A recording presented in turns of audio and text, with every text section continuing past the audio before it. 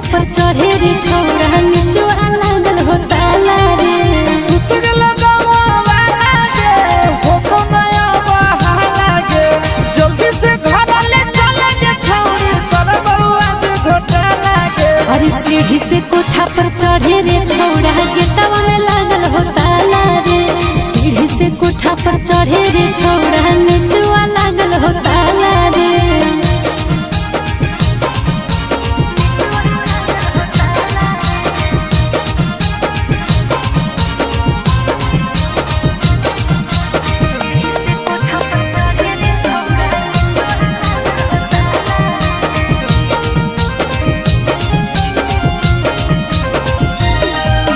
सुतल हो मैया की जागल हो छौड़ी चुमा लियल मन पागल हो छौड़ी।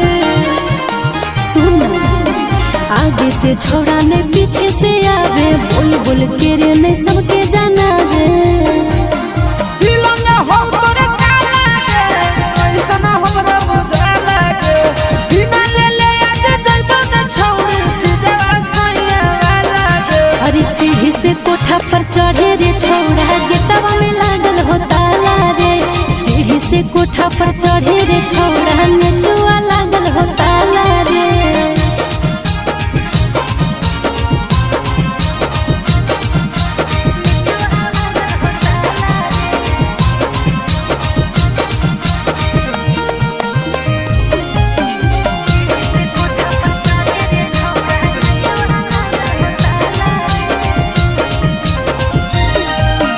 कैसे के ऊपर आयो दू ताला पर देख ले तो कोई कहता तो हल्ला कर।